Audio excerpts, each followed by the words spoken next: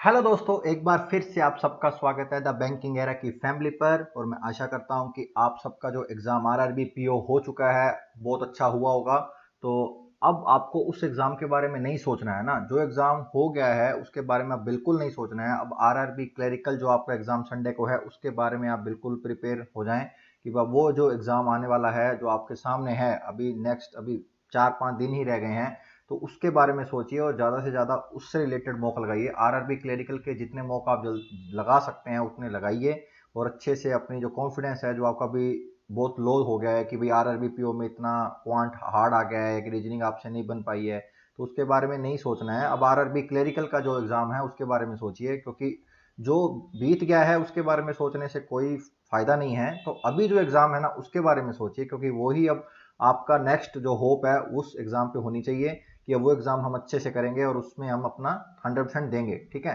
तो अभी मैं भी आपके लिए शॉर्ट शॉर्ट जो है सेशन लेके आऊँगा कि आप ज़्यादा से ज़्यादा अपने आप सेल्फ स्टडी में ज़्यादा ध्यान दें। ठीक है। और मैं अब आज की क्लास के अंदर आरआरबी क्लर्क स्पेशल जो पिछले साल जो प्रीवियस ईयर क्वेश्चन है ना वो लेके आया हूँ कि आप उन्हीं क्वेश्चन को कीजिए, एक्स्ट्रा कुछ करने की जरूरत नहीं है। ठीक है। तो आज की क्लास में पहला क्वेश्चन अब आपकी स्क्रीन पे आएगा, उसको जल्दी से सोल्व करना और सोल्व होते ही आंसर पुट करना, फिर अपने नेक्स्ट क्वेश्चन कर देंगे, फिर आगे नेक्स्ट क्वेश्चन करेंगे। तो चलिए आज की क्लास का पहला क्वेश्चन बताओ क्या आएगा। जल्दी से आंसर बता दीजिए क्या आएगा बिना किसी देरी के।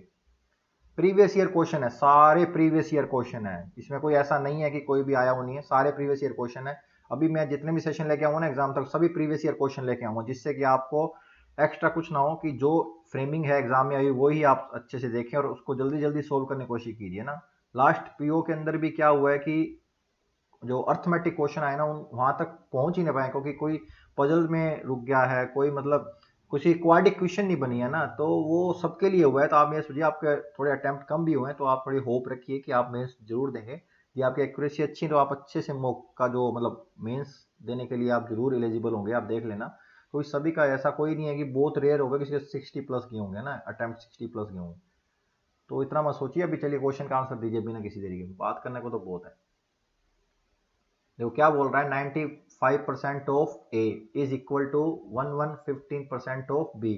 अब क्या दे रहा है कि difference between A and B is 136, तो find the value of B. ठीक है। तो बी की वैल्यू निकालनी है, तो बताइए क्या आएगा जल्दी से आंसर। बताइए बताइए क्या आंसर आएगा, जल्दी से बताओ।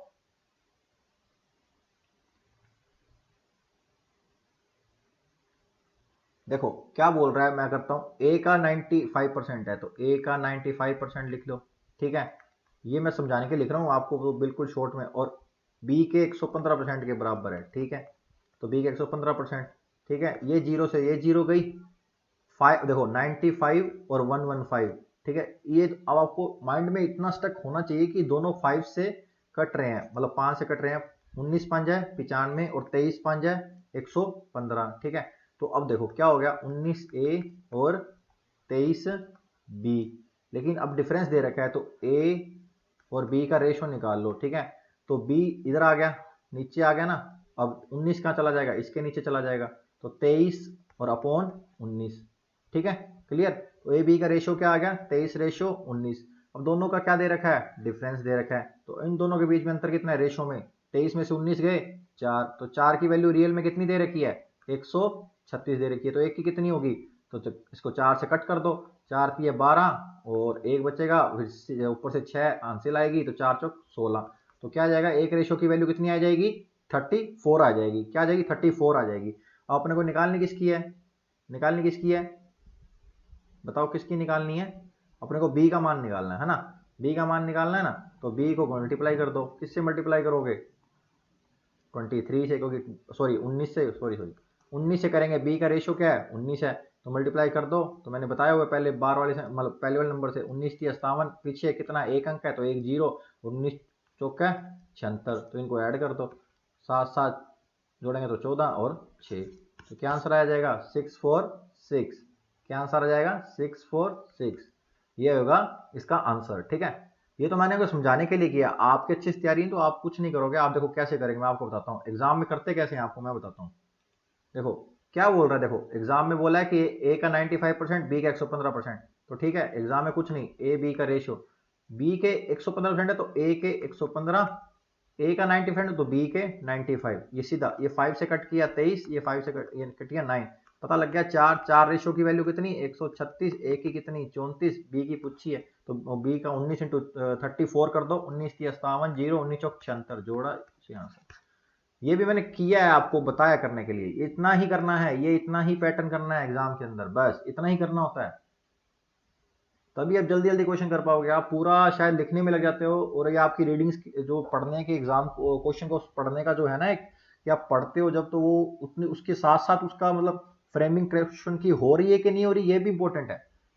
क्वेश्चन पढ़ा, फिर जब करने लगोगे फिर दोबारा पढ़ोगे तो वो उतना टाइम तो आपने पहले पढ़ने में कंज्यूम कर दिया, तो पढ़ते पढ़ते के साथ साथ ही पैरेलल में क्वेश्चन की फ्रेमिंग कर देनी है। क्लियर, समझ में आ गया ना?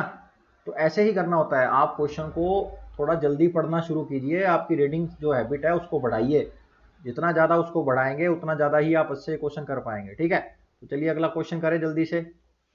बताओ बताओ, अगला क्वेश्चन करो जल्दी से, क्या आएगा बताइए बताइए, क्या आएगा अगले क्वेश्चन का आंसर? क्या बोल रहा है कि जो 15 नंबर है उसका एवरेज दे रखा है 30, और फर्स्ट 7 नंबर का कितना है 21, और लास्ट 7 नंबर का कितना है 35, तो बोल रहा है कि मिडिल नंबर बताओ। 15 संख्याओं का औसत है 30, पहली 7 संख्याओं का औसत है 21, अंतिम 7 संख्या का औसत है 35, और मध्य संख्या बताओ। अब मैं आपको दोनों अप्रोच बताऊंगा ना, एग्जाम वाली भी अप्रोच बताऊंगा, और देखो एग्जाम वाली अप्रोच आना बहुत जरूरी है, क्योंकि कंपटीशन सभी दे रहे हैं ना, सबको भाई जॉब लेनी है, तो आपको कुछ तो यूनिक आना चाहिए ना, आना ही चाहिए, जिससे आप मतलब थोड़ा उनसे फाइट करके आगे निकल जाओ, जो कि आना बहुत ज्यादा कंपलसरी है ना। तो बताओ इसका आंसर क्या है, जल्दी से बताओ क्या है। अब करने को तो बहुत बेसिक है ना, ये क्वेश्चन है दिखने में तो बेसिक है, कर दोगे आप जल्दी से, लेकिन मैं दोनों अप्रोच बताऊंगा, बेसिक वाली भी बताऊंगा और अंतिम वो वाली भी बताऊंगा। अभी वो क्या बोल रहा है, 15 संख्याओं का औसत दे रखा है, तो 15 संख्याओं का औसत कितना है 30, तो टोटल कितना होगा, टोटल आप कहोगे सर 15 इंटू 30 कर दो, तो क्या हो जाएगा 450 हो जाएगा। ठीक है, पहली 7 का दे रखा है कितना 21 दे रखा है, तो इन 7 संख्याओं का टोटल कितना होगा 7 इंटू 21 कितना हो जाएगा 147। ठीक है, और अंतिम 7 का कितना दे रखा है 35 दे रखा है, टोटल कितना हो जाएगा 135 को मल्टीप्लाई कर दोगे। ठीक है, 35 और 3 21 और 3 24। ठीक है, अब इन दोनों को ऐड कर दो, इन दोनों को ऐड कर दो, 7 5 12, और 14 और 24 38, और 1 39, ऐसे करना है दोस्तों, समझ गए ना, ऐसे ही करना होता है पेपर। 392 आ गया, और एग्जैक्ट में कितना है, टोटल कितना है 450, और अपनों ने इन दोनों का कितना निकाला है 392, अब दोनों इन माइनस करेंगे कितना आ जाएगा 58 आ जाएगा। देखो 450 में 400 घटा दो कितना 50, और 400 से कितना कम है 8 कम है, तो सीधा सीधा आ गया 58, सीधा सीधा आ गया 58। ठीक है, ये जब कॉन्सेप्ट करने, जब आप नया नया कॉन्सेप्ट सीख रहे हो, लर्निंग हो ना कि एवरेज होता क्या है, कैसे चीजें निकलती हैं, तभी आपको ये कॉन्सेप्ट आपको करना होता है कि भाई ठीक है, इनका टोटल निकाल दिया, फिर इन 7 संख्याओं का टोटल, इन 7 संख्याओं का टोटल इनमें ऐड कर दिया, तो इनका आ गया 392, और ओवरऑल कितना है 450 है, तो अपने को निकालनी है अंतिम मिडिल संख्या, तो इन दोनों का डिफरेंस जो है वही होगा ना, वही तो होगा, तो वो क्या है 58। ठीक है, ये तो आपने कर दिया कि बेसिक अप्रोच से आपको समझ भी आ जाएगा, क्योंकि इसमें इतना तो आपने मैथ पढ़ा है कि इतना तो आप कर सकते हो ना, लेकिन एग्जाम के अंदर इतना नहीं करना होता है, एग्जाम इतना करोगे तो आप फिर पीछे ही रहोगे, ऐसा नहीं करना है। अभी देखो करना कैसे मैं बताता हूँ, एग्जाम में क्या दिया हुआ देखो, एग्जाम में कुछ नहीं, 15 का कितना 30 दिया हुआ, मतलब हर संख्या का अपने एवरेज ले लेंगे कि हर संख्या कितनी है 30 है, क्या है 30 ही है, तो अपने को पता लग गया कि हर संख्या 30 है, तो मिडिल भी कितनी होनी चाहिए 30 होनी चाहिए। अब ये देखो, ये कंडीशन मान लो, ये कंडीशन दे रही पहली 7 की कितनी है 21, ठीक है, तो ये 30 से कितनी कम है, ये 30 से 9 कम है। ठीक है, और जो अंतिम 7 है वो कितनी 30 से कितनी ज्यादा, अंतिम 7 का है 35, तो अंतिम 7 से सॉरी रेश जो 15 संख्या वो 7 है 30, उससे कितनी ज्यादा है, आप कहोगे सर 5 ज्यादा है, तो ठीक है 5 ज्यादा होगी।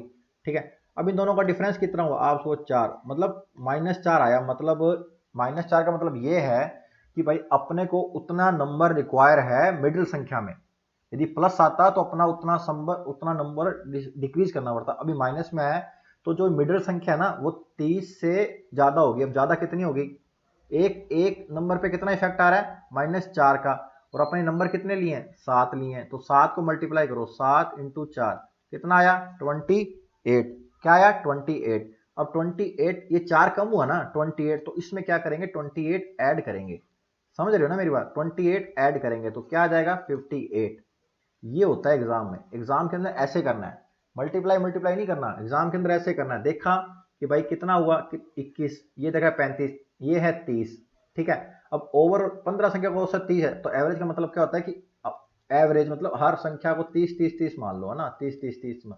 तो मिडिल संख्या को 30 मान लिया, लेकिन एग्जैक्ट में कितनी आएगी वो ये कंडीशन लगा दो। पहली 7 संख्या को औसत दे रखा है 21, तो 30 से कितनी कम? आपको वैसा 9 कम, ठीक है। आग नेक्स्ट 7 संख्या को औसत 35, तो कितनी ज्यादा? 5 ज्यादा। तो ओवरऑल इम्पैक्ट क्या है? -4। तो -4 है, -4 का मतलब जब माइनस में आता है तो इसका मतलब ये है जो नंबर फाइंड करना है उसमें वो फैक्टर ऐड होगा। मतलब कितना फैक्टर ऐड होगा कि भाई कितनी संख्याएं हैं? 7 संख्याओं का निकाला है, 7 संख्याओं पर इफेक्ट डाला है ना। चार, क्योंकि देखो 7 7 का यदि इनके यदि मान लो कुछ ऊपर नीचे होता 5 6 तो उतनी संख्या का, अभी 7 संख्याओं का है तो 7 संख्या का इफेक्ट डलेगा। तो 7 चौके 28, ठीक है। अब 28 क्या करेंगे? इसमें ऐड करेंगे, माइनस ये चलेगा। देखो ये -4 में आया है, मतलब इतना नंबर अभी उसमें ऐड करना है। ध्यान में रखना रिवर्स होता है। जैसे मान लो +4 आता, मान लो +4 आता, तो +4 का मतलब ये है कि वो जो मिडिल नंबर एवरेज अपने 30 लिया ना वो उतना कम फैक्टर लेगा। तो 7 इंटू 4 कितना? 28, तो वो कम करेंगे। लेकिन इसमें माइनस में आ रहा है तो इसमें ऐड करेंगे, ठीक है। तो ये क्या आएगा? 58। ये जो चीजें हैं आपको प्रैक्टिस याद है दोस्तों, मैंने भी इतनी प्रैक्टिस करी थी, मेरे को क्वेश्चन देख के आ जाता है। ऐसे ही आपको आ जाएगा, इसमें कोई वो बड़ा नहीं है रॉकेट साइंस की भाई नहीं होगा कि कैसे पता लग रहा है। ये आपको सीखना पड़ेगा, ये चीजें आपको आनी चाहिए, एग्जाम के अंदर आनी चाहिए, ठीक है। चलें फिर अगला क्वेश्चन करें बिना किसी देरी के। तो चलिए अगला क्वेश्चन करो बिना किसी देरी के, जल्दी से। एज का क्वेश्चन है, जल्दी से बताओ क्या आंसर आएगा बिना किसी देरी के। एज का क्वेश्चन है, जल्दी से बताओ क्या आंसर आएगा। बताओ बताओ क्या आंसर आएगा बिना किसी देरी के। देखो क्या बोल रहा है कि 4 वर्ष बाद ए की आयु 6 वर्ष पहले बी की आयु की दुगनी है, ठीक है। बना लेते हैं, ए की 4 वर्ष की आयु बाद, ठीक है, ये है। और बी की 6 वर्ष पहले की आयु, ठीक है। ये बोल रहा है 6 वर्ष पहले बी की आयु से दुगनी थी, तो 6 वर्ष पहले बी की आयु ब्रैकेट लगा दिया और ये दुगनी होगी, ठीक है। इक्वेशन बन गई। अब क्या बोल रहा है? यदि ए और बी की वर्तमान आयु का योग, तो ए प्लस बी इक्वल टू 11 दे दिया, ठीक है। तो क्या पूछ रहा है? अब से, अब ध्यान रखना, अब से 2 वर्ष बाद बी की आयु पूछ रहा है। क्वेश्चन को ध्यान से पढ़ा कीजिए ना। आप क्वेश्चन पढ़ते हैं लेकिन माइंड में जब आप सोल्व कर लेते हैं तो आंसर आते ही आपका ऐसा हो जाता है, हाँ मैंने क्वेश्चन सोल्व कर दिया और आंसर लगा दो।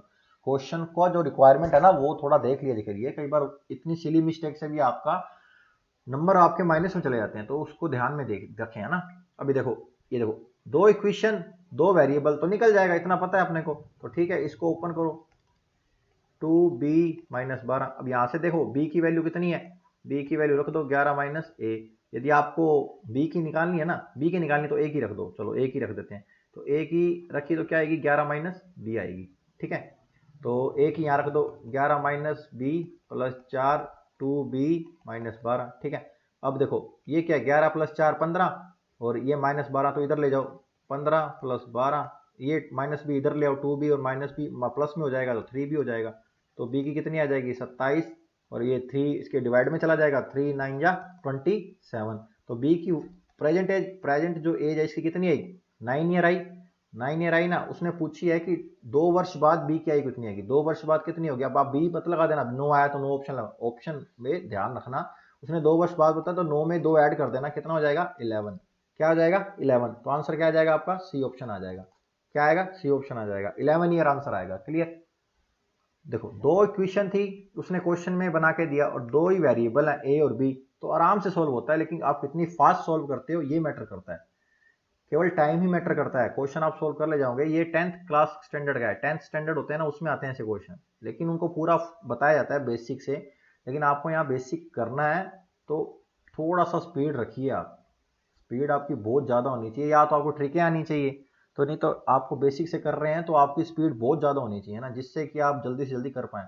बहुत ज़्यादा स्टेप रिड्यूस करने भी सीखें कि आप माइंड में सोल्व कर दो स्टेप को, ना हर हर स्टेप लिखना जरूरी नहीं है। जैसे मैंने समझाने के लिए ये स्टेप लिखा, देखो ये वाला, ये लिखने की जरूरत नहीं है, सीधा पता लग गया। यहाँ पे रखा 15 हुआ, 12 27, ये बी की वैल्यू 27/3 लिख के और 9 आ गया। ये वाला स्टेप लिखने की कोई रिक्वायरमेंट नहीं है देखा जाए तो ये रिड्यूस किया जा सकता है। इस तरह आप भी रिड्यूस कर सकते हैं ना।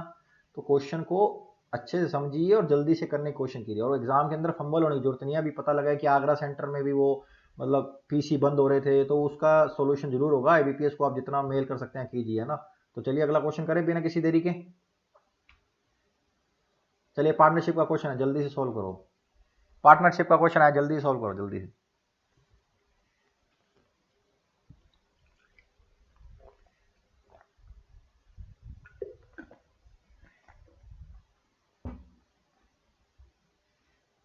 तो क्या बोल रहा है, पी और क्यू है ना, 17,000 रुपये और 19,000 रुपये लगा के उन्होंने पार्टनरशिप करी, ठीक है जी, कर ली खत्म।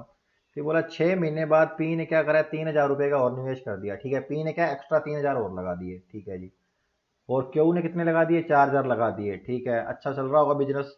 तो वर्ष के अंत में मतलब एंड ऑफ द ईयर उन दोनों ने कितने का प्रॉफिट लिया है, 15,800 का प्रॉफिट लिया है। और पी का उन्होंने क्या पूछा है, बिल्कुल इजी क्वेश्चन है, क्लरिकल में ऐसा ही क्वेश्चन आता है, इससे हार्ड क्वेश्चन नहीं आता आरबी क्लरिकल में। लेकिन वो स्पीड है, उसमें स्पीड कितनी ज्यादा है, वो तभी तो 75 76 इतनी कट हो जाती है। क्वेश्चन करने वाले होते हैं सब, ये स्पीड में जब कितनी जल्दी वो है। देखो अभी क्या बोल रहा है कि पी और क्यू है, ठीक है। अब पी ने कितने लगाए, 17,000। अब जीरो नहीं लगानी है, कहीं जीरो ठोक दो, जीरो लगाओगे तो फिर वही है, क्योंकि तीनों तीन जीरो आगे भी जो निवेश करा उसमें भी तीन तीन जीरो, तो जीरो तो देखनी नहीं है, जीरो एडजस्ट कर सकते हो। तो तीन तीन जीरो अपने को देख लेना है, एग्जाम में कट कर देना है, ठीक है। ज्यादा उस पर दिमाग नहीं लगाना है, ठीक है।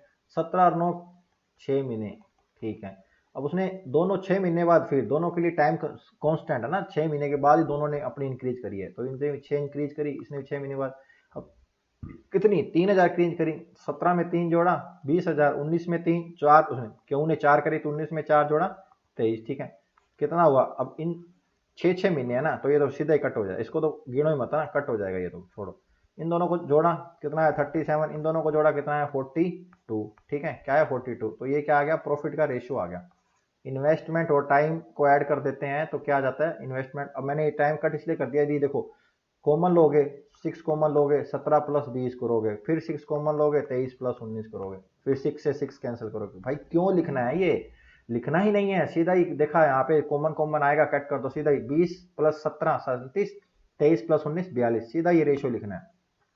अब क्या है, दोनों को लाभ हुआ है, ठीक है, दोनों को एक साथ लाभ हो रहा है, ठीक है। तो 15,800 कितने की वैल्यू है, इन दोनों को ऐड करो, 7 9 और 7, मतलब 79 की वैल्यू कितनी है, 15800, ठीक है। तो ये 79 से 2 टाइम डायरेक्ट जा रहा है, ठीक है। 1580 आ गया, 200 आ गया। और पूछा पी का हिस्सा पूछा है, उसका रेशियो में कितना है 37, और एक रेशियो की वैल्यू कितनी निकाली है 200, तो 200 मल्टीप्लाई कर दो 7440, ये क्लियर आंसर आ गया, ये आंसर आ गया।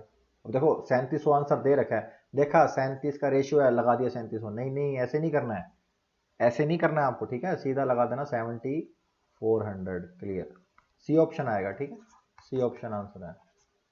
समझ में आ गया ना, ऐसे ही करना है दोस्तों, इसमें कोई ऐसा नहीं करना है, हड़बड़ाहट नहीं चाहिए, जितना कम आप रिड्यूस कर सको उतना कम रिड्यूस करो, ठीक है। तो चलिए अगला क्वेश्चन करें बिना किसी तरीके। चलिए बताइए बताइए, प्रॉफिट एंड लॉस का क्वेश्चन है, जल्दी से बताओ क्या आंसर आएगा, जल्दी से बताओ, जल्दी से क्या आंसर आएगा बिना किसी देरी के, बताइए बताइए क्या आंसर आएगा।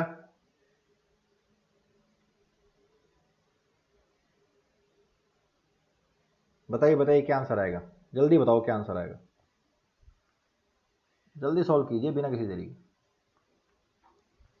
देखो क्या बोल रहा है कि एक दुकानदार है, ठीक है, वो एक घड़ी, हाथ घड़ी पर 20% की छूट देता है, कोई हैंड वॉच है उस पर, क्या बोलता है 20% की छूट देता है, ठीक है। जब छूट देता है तो उसे 840 में बेचता है, चलो जी ये वाला अपने को मेन चाहिए होता है, ये मिल गया, ठीक है। अब क्या पूछा, यदि वह इसे 50% से अधिक अंकित करता है तो दुकानदार अधिक लाभ, समझ रहे हो, मतलब अधिक अंकित करे तो उसे कितना लाभ होगा ये पूछ रहा है, ठीक है। अब देखना करना कैसे, एमआरपी मैंने मान लिया जी, कितना 100 रुपया मान लिया, ठीक है। लेकिन उसको बेचा कितने में, सेलिंग प्राइस कितना है 80 है, क्यों 20% की छूट करी है, तो 80 हो गया, ठीक है। अब 80 की वैल्यू डायरेक्ट दे रखी है, कितनी है 840, क्या दे रही है, अब जीरो से जीरो कट कर दिया, कर सकते हो, कर सकते हो ना। तो एक की वैल्यू कितनी आएगी 10.5 आ जाएगी, तो सीधा करना वैसे भी कर लो, कोई चक्कर नहीं है, ठीक है। क्लियर आ गया, समझ में आ गया ना, 10.5 आ गई एक रेशियो की वैल्यू। अब क्या बोल रहा है, अब देखो, अब बोल रहा है कि वह इसे 50% अधिक अंकित करे, अपनों ने कितना माना था 100 माना था ना। अब कितना अंकित करना है 50% अधिक, पहले 100 की वैल्यू तो निकाल लो कितनी है, निकालनी है तो 105 आ जाएगी, 100 की वैल्यू कितनी आ जाएगी 1050 आ जाएगी ना, क्लियर, समझिए 1050 आ जाएगी। उसने बोला 50% अधिक अंकित करना है, तो ये 100 की वैल्यू है, तो 150 की वैल्यू क्या होगी? ये 100 की वैल्यू है तो 50 की कितनी होगी? 1575 होगी, क्योंकि 150% बढ़ा ना, तो ये जो कट जाएगा 1575 आ जाएगी, 1575 आ जाएगी। क्लियर? अब उसने क्या बोला है कि भाई उसे लाभ कितना होगा, बेचा कितने में, बेचा कितने में? आपको कहोगे सर 840 में बेचा है, ठीक है। अधिक अंकित करा तो उसमें वैल्यू कितनी एग्जैक्ट 1575, तो लाभ कितना होगा? 735 का लाभ होगा, 735 का लाभ होगा जब वो उसको 50% अधिक अंकित करेगा। तो ऑप्शन है कोई? नहीं है, तो क्या आएगा? नन ऑप्शन आएगा, नन, ई ऑप्शन आएगा। क्लियर? ऐसे क्वेश्चन भी आते हैं कि आंसर आ जाएगा लेकिन ऑप्शन में आपको लगेगा यार ये ऑप्शन नहीं आ रहा, क्या होगा इसका, नन, फिर वो डाउट होता है कि मैंने सही सोल्व करा कि नहीं करना। तो एक बार जो आपने सोल्व करा है रीड कर लेने के बाद दो जल्दी से कि हाँ भी मेरा ये क्वेश्चन का आंसर है, क्योंकि कई बार आंसर आ जाता है, वो ऑप्शन मिल जाता है, तो अपना सेटिस्फेक्शन जल्दी हाई हो जाता है कि हाँ उनका मेरा क्वेश्चन आंसर आ चुका है। लेकिन जब नन ऑफ दी वाला आंसर आता है तो अपने को कंफर्मेशन नहीं होता है जल्दी से ना कि मैंने सही निकाला है कि नहीं निकाला। तो ठीक है, 735 आएगा, कुछ नहीं करा है उसने, बोला कि 20% की छूट पे दिया, ठीक है। तो 80 की वैल्यू कितनी? 840, एक की वैल्यू कितनी? 105, सीधा देखा जाए तो, ठीक है। एक की वैल्यू 105, तो 100 की वैल्यू 1050 हो गई। क्लियर ना? 1050 होगी ना, होगी कि नहीं होगी? होगी। फिर बोला कि वो 50% अधिक अंकित करे, तो 100 की वैल्यू दे रखी है, 150 की निकाल ली, रियल में कितनी होगी? 1575। अब बोल रहा है कि अर्जित लाभ, तो लाभ के लिए अब अपने को अंकित मूल्य में से सेलिंग प्राइस जो है एग्जैक्ट में, वो दोनों का डिफरेंस ही तो लाभ होगा। मार्क प्राइस में जो सेलिंग प्राइस को माइनस करते हैं तो वही तो एक्चुअल प्रॉफिट है। तो अब मार्क प्राइस में कितना निकला? 1575, बेचा कितने में? 840 में।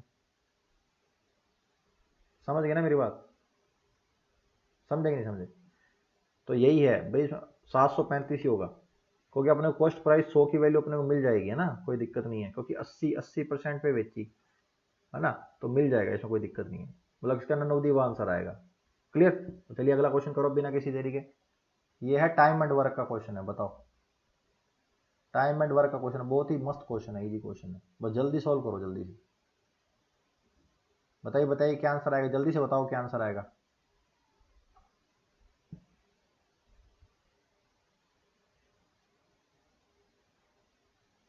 बताइए बताइए क्या आंसर आएगा बिना किसी देरी के।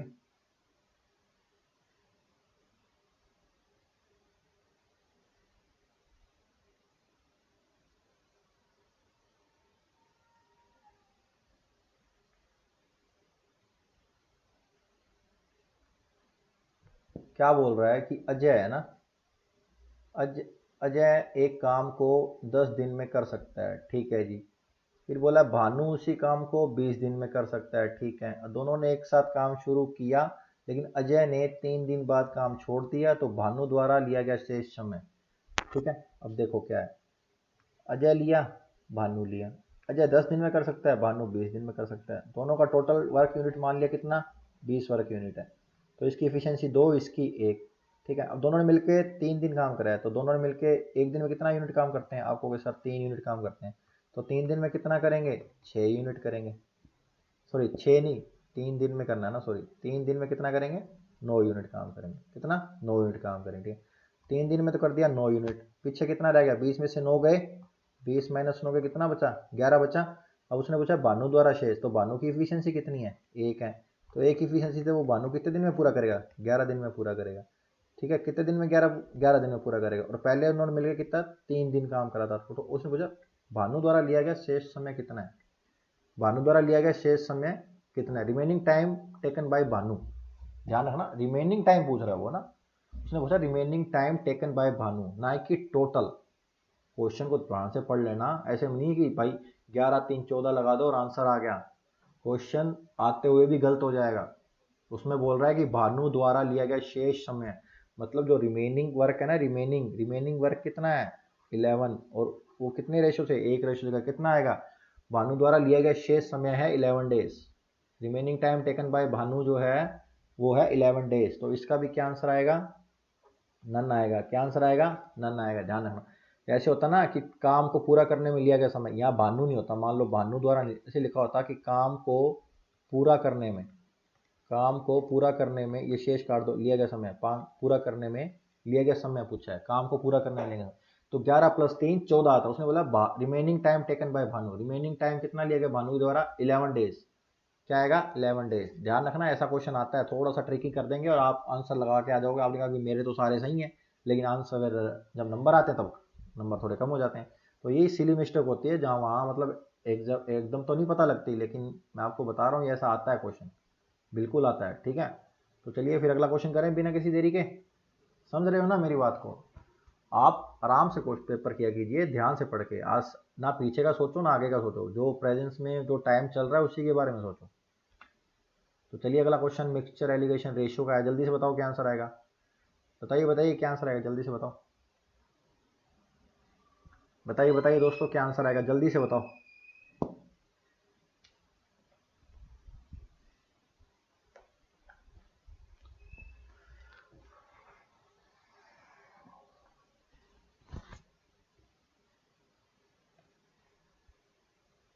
बताओ बताइए क्या आंसर आएगा, जल्दी से बताइए क्या आंसर आएगा।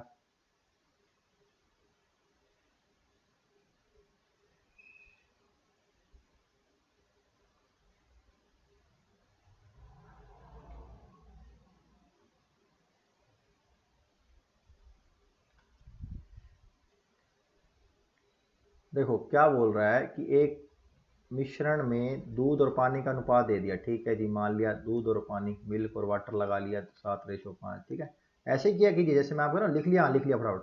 जब इस मिश्रण का 70% भाग 153 लीटर पानी से बदल दिया जाता है तो अनुपात कितना हो गया, 8:13 हो जाता है। ठीक है जी, उसने पूछा मूल मिश्रण की मात्रा पूछनी है, मतलब पहले जो रेशियो था ना मूल मिश्रण, शुरू में क्वांटिटी ऑफ ओरिजिनल मिक्सचर जो था उसकी रेशियो पूछा। ठीक, कितना निकाला, ये कहोगे सर 70% निकाला है, कितना रह गया 30% रह गया। लेकिन रेशियो थोड़ी चेंज होता है। जब मिश्रण, किसी मिश्रण में से मिश्रण है, दूध पानी का मिश्रण है, उसमें कितना परसेंट भी निकाल लो रेशियो तो सेम रहता है ना, दूध पानी का रेशियो तो सेम रहेगा ना, जब तक उसमें कुछ ऐड नहीं होगा। निकाल लो मिश्रण तो रेशियो चेंज नहीं होता है, ऐड करो तो मिश्रण चेंज हो जाता है। ठीक है, ये ध्यान में रखना। 30% मिश्रण रह गए तो कितना रेशो, 7 और 5 रेशो रहा। ठीक है, बाद में उसने कहा कि 153 लीटर क्या मिला दिया, पानी मिला दिया भाई, दूध को पतला कर दिया इसने, तो रेशो कितना हो गया 8:13 हो गया, 8:13 हो गया। ठीक है, अब देखो एग्जामिनर ने क्या बोला कि 7:5 था, 8:13 हो गया, ये कैसे हो सकता है, मिलाया केवल पानी है। ठीक है, उसने रेशो चेंज कर दिया दूध का, भाई ऐसे कैसे, ऐसे कर ही नहीं सकते। ये तो आपने गलत कॉन्सेप्ट बता दिया कि भाई कैसे चेंज होता है रेशो में। तो देखो इस 7 को मल्टीप्लाई, इन दोनों रेशो को सेम करेंगे 7 और 8 को, तो इन दोनों कॉमन फैक्टर क्या है, दोनों देखो दोनों एक दूसरे का कॉमन फैक्टर एक ही है, तो इस दोनों को एक दूसरे के फैक्टर से मल्टीप्लाई करेंगे। 7 को करेंगे, इसको मल्टीप्लाई करेंगे 8 से, तो इसको मल्टीप्लाई करेंगे 7 से। तो इस रेशो को 8 से मल्टीप्लाई करा तो 8 7 56 और 8 5 40, इसको 7 से करेंगे, 7 8 56 और 13 7 91। ठीक है, ये बन गया रेशो एग्जैक्ट में, ये रेशो बन गया एग्जैक्ट में। अब देखो ये है मिल्क, ये है वाटर, मिल्क तो सेम रहा लेकिन रेशो, सॉरी वाटर कितना इंक्रीज हुआ, 51 रेशो हुआ, और रियल में कितना दे रखा है 153 दे रखा है, 153 दे रखा है। तो एक रेशो की वैल्यू कितनी होगी, आपको सर 3 होगी, तो 51 को 3 से मल्टीप्लाई करो तो 153 आता है। तो एक रेशो की वैल्यू कितनी हुई, एक रेशो की वैल्यू कितनी हुई, आपको एक रेशो की वैल्यू है 3। ठीक है, अब अपने को ओरिजिनल पूछ रहा है, लास्ट मिश्रण का वैल्यू नहीं पूछ रहा, ध्यान रख लेना, लास्ट मिश्रण की वैल्यू नहीं पूछ रहा कि भाई लास्ट में कितना, मतलब 153 लीटर के बाद जो मिश्रण बन रहा है उसकी वैल्यू नहीं पूछ रहा, वो ओरिजिनल जो शुरू में था वो पूछ रहा है। ठीक है, सॉरी।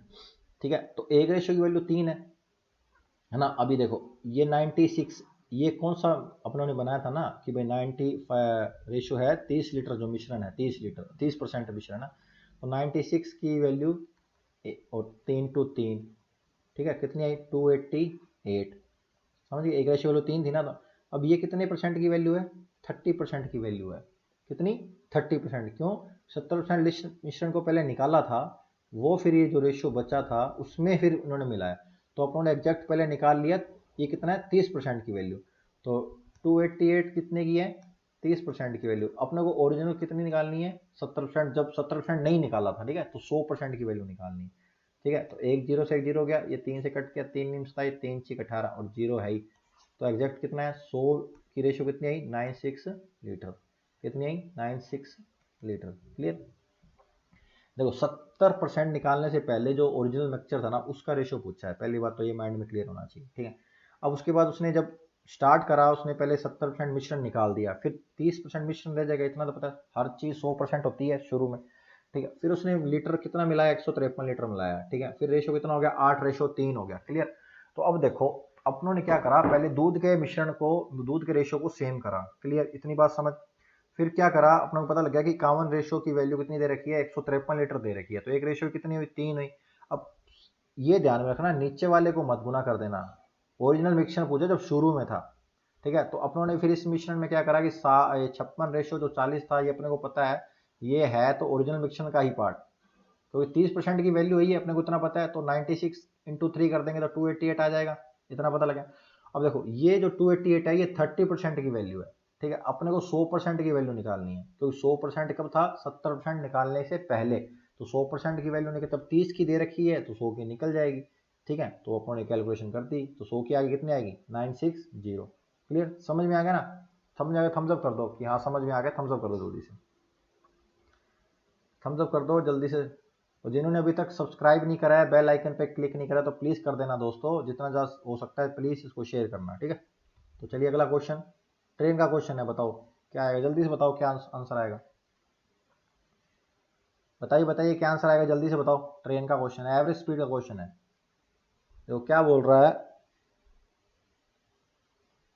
एक ट्रेन है ना, एक ट्रेन 30 किलोमीटर प्रति घंटे की रफ्तार से एक निश्चित दूरी तय करती है, ठीक है, और दूसरी ट्रेन 60 किलोमीटर की गति से समान दूरी तय करती है, ठीक है, ठीक है। जब डिस्टेंस कांस्टेंट है, जब डिस्टेंस कांस्टेंट है ना, तो उसका फॉर्मूला आपको ध्यान होना चाहिए एवरेज स्पीड का,